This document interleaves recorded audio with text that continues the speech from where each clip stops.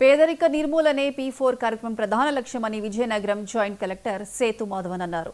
మార్గదర్శులు బంగారు కుటుంబాలను దత్తత తీసుకొని వారిని పేదరికం నుంచి బయటకు తీసుకొచ్చే విధంగా కృషి చేయాలని కోరారు. P4 కార్యక్రమం బంగారు కుటుంబాలు మార్గదర్శుల పాత్రపై సచివాలయ సిబ్బంది నుంచి ఎంపిక చేసిన ఎంఓటీలు టీఓటీలకు కలెక్టరేట్ ఆడిటోరియంలో ఒకరోజు శిక్షణ కార్యక్రమాన్ని నిర్వహించారు. ఈ సందర్భంగా కలెక్టర్ మాట్లాడుతూ పేదరిక నిర్మూలన కోసం దేశంలో తొలిసారిగా అమలవుతున్న ఈ కార్యక్రమాన్ని విజయవంతం చేయాలని ఆయన పిలుపునిచ్చారు.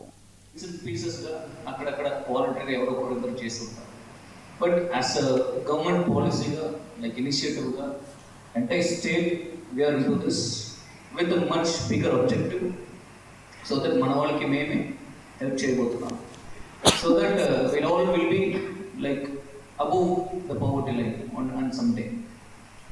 And in the Raviteja cheppinattu, yes, if at all a common person goes and talk to a family, they'll feel much appreciated. A family to a government officer, melaga government officer, adi kuda manchi position lo unna government officer village level lo unnavannu.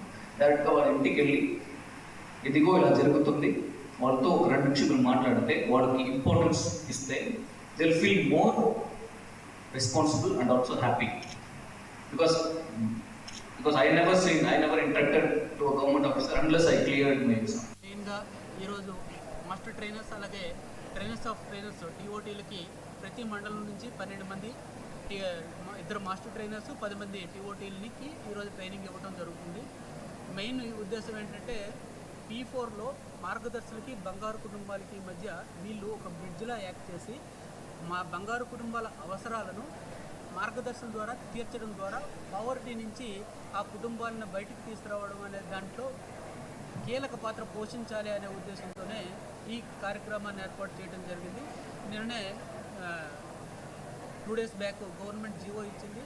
GSWS ఫంక్షనరీస్ని మార్గదర్శనకి బంగారు కుటుంబాలకి మధ్య ఎలా act చేయాలి, అలాగే ఒక యాప్ను కూడా దానికి డెవలప్ చేయడం జరిగింది. ఆ యాప్లో కూడా ఏమేమి యాక్టివిటీస్ చేయాలి, అలాగే వాళ్ళ తాలూకా వీడియోస్ కానీ ఫొటోస్ అప్లోడ్ చేయడము, డాక్యుమెంటల్ ప్రూఫ్ ఇవ్వడము, అంటే ఇది ఒక ట్రాన్స్పరెంట్గా జరగాలి. కార్యక్రమం అనేది ట్రాన్స్పరెంట్గా జరగాలి. ఎవరు ఎంత సహాయం ఉమ్మడి నెల్లూరు జిల్లా నాయుడుపేట